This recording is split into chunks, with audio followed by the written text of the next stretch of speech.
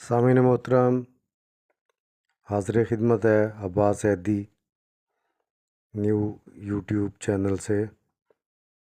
Sharp new 123 please subscribe my channel. Thank you very much sir. तमाम बहन भाइयों से, दोस्तों से, बुज़ुर्गों से इल्तिमास है कि मेरा चैनल जो है वो सब्सक्राइब कर दें। मैं आज आपके लिए लाया हूँ एक अछूता सा मज़मून ख़वातीन के मुतल्लिक़। मेरा ये कंटेंट ख़वातीन के हकूक़ और ख़ासकर शोबा-ए वकालत में राह हमवार करने वाली ख़ातून वकील का क़िस्सा खिदमत में पेश करने जा रहा हूँ। तो मैं इब्तिदा करूँगा मिथन लाम। मिथन लाम ख़वातीन के हकूक़ और ख़ासकर शोबा-ए वकालत में सैकड़ों ख़वातीन के लिए राह हमवार करने वाली ख़ातून। अमेरिका में ख़वातीन को पहली बार अपना हक़ राय दही इस्तेमाल किए हुए 100 बरस बीत चुके हैं। एक सदी पहले ही बरतानिया में क़ानून की तालीम हासिल करने वाली पहली तालबात को इंस ऑफ कोर्ट में दाखिला मिला था। लंदन में लिंकन्स इन में दाखिला लेने वाली इन ख़वातीन में मिथन लाम भी शामिल थीं, जो इंडियन शहरी थीं।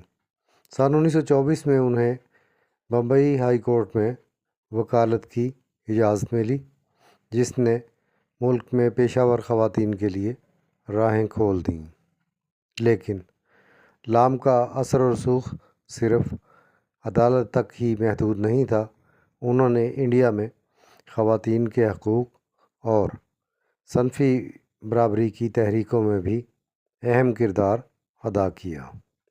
लाम सन 1898 में एक दौलतमंद और तरक्की पसंद पारसी ख़ानदान में पैदा हुई।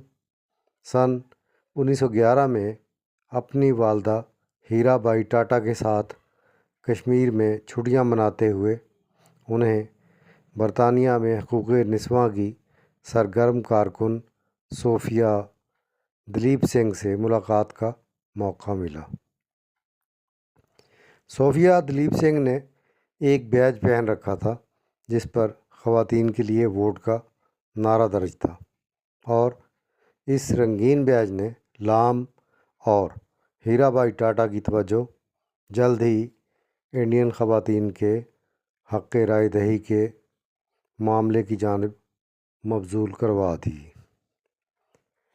नौआबादियाती इंडिया में कौम परस्तों के माबैन ये एक मुतनाज़ा मौजू था। क्या ख़वातीन की आज़ादी को इंडिया की आज़ादी पर तरजीह देनी चाहिए?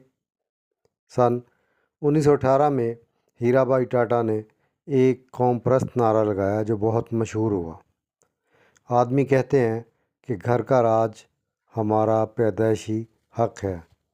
हम कहते हैं अपना हक़ राय दही इस्तेमाल करना हमारा पैदाइशी हक़ है, और हम ये चाहते हैं।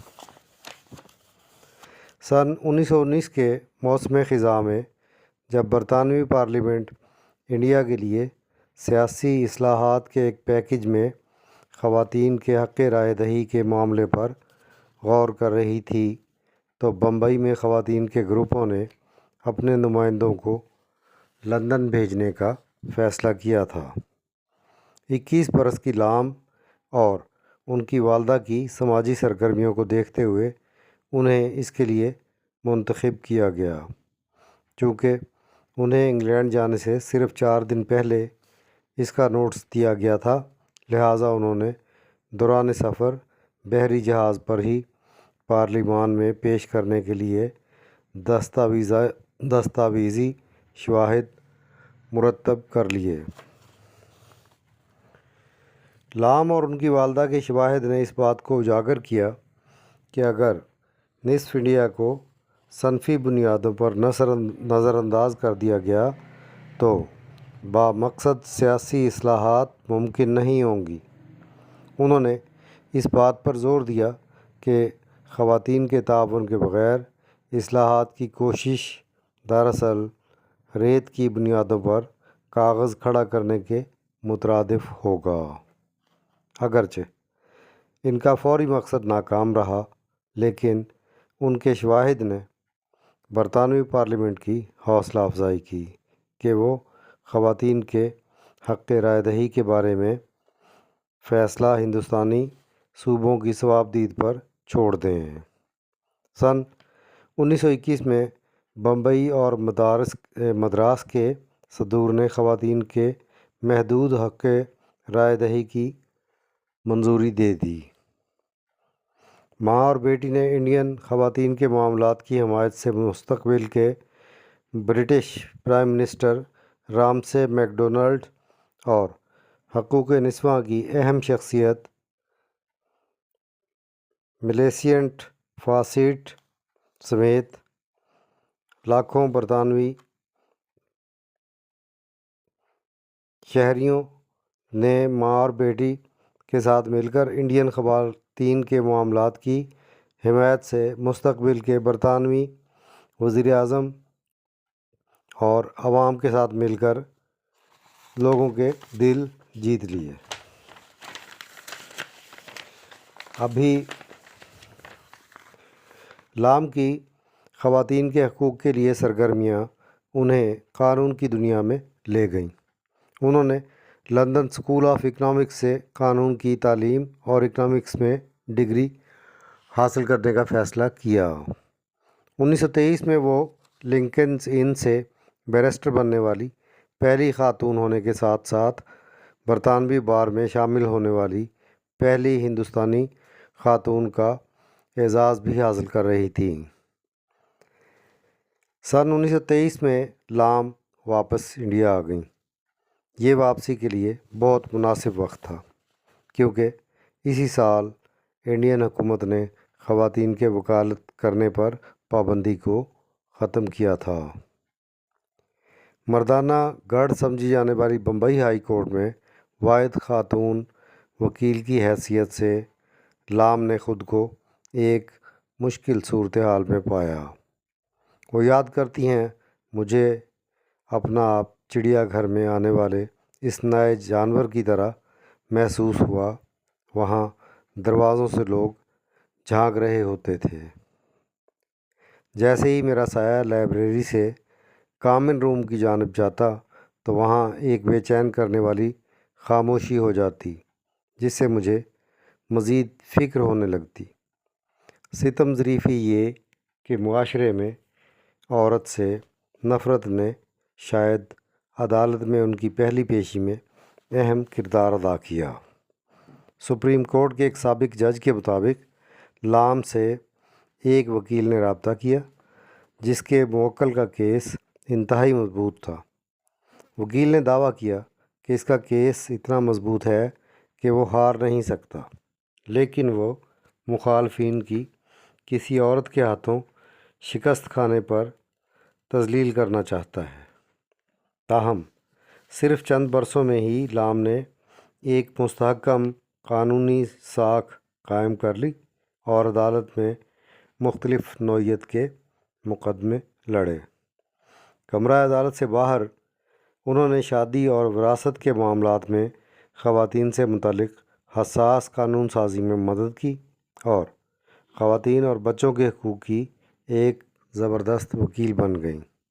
لیکن انہوں نے اپنی قانونی سرگرمیوں کے ساتھ ساتھ سماجی کام بھی جاری رکھا۔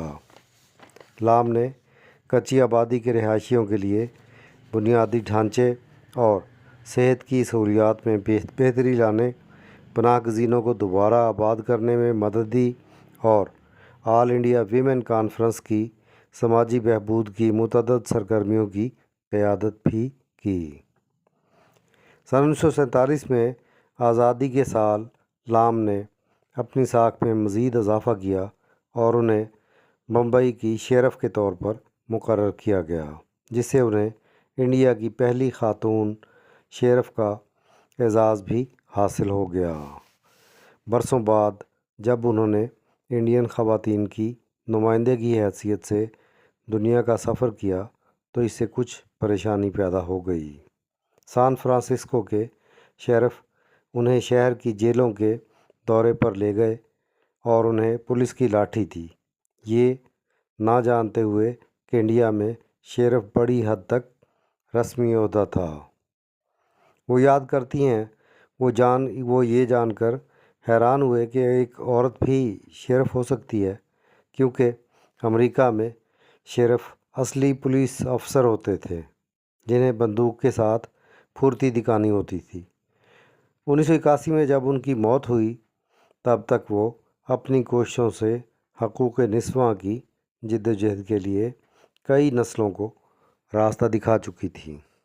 انہیں امید تھی کہ وکالت کے شعبے میں خواتین کی بڑھتی ہوئی تعداد سے انڈیا میں سیاسی اور معاشرتی اصلاحات آئیں گی۔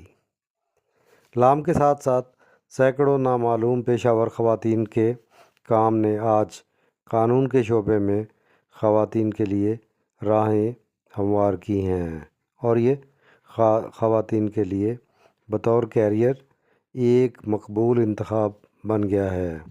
لیکن ایک حالیہ تحقیق کے مطابق جہاں انڈیا کی بعض بڑی قانون ساز کمپنیوں میں صنفی مساوات نمایاں ہیں، اس کے باوجود انڈیا میں اس پیشے سے بہت بڑی تعداد میں اب بھی مرد ہی وابستہ ہیں۔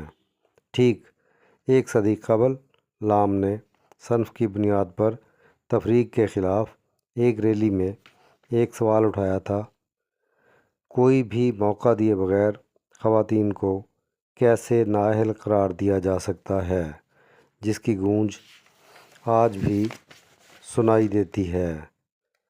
پری ناز مدن شعبہ وکالت سے وابستہ ہیں، جبکہ وینیار پٹیل مورخ ہیں۔ اسی کے ساتھ ہی اپنا کنٹینٹ سمیٹوں گا اور آپ سے اجازت چاہوں گا، اور پھر وہی روایتی انداز میں سب دوستوں، بزرگوں، بھائیوں، بہنوں، بچوں سے یہی میری ہے درخواست کہ پلیز میرا چینل جو ہے وہ سبسکرائب کر دیں اور پیج کو لائک کر دیں۔ بہت مہربانی ہوگی سب دوستوں کی، ممنون ہوں۔ Thank you very much. اللہ حافظ۔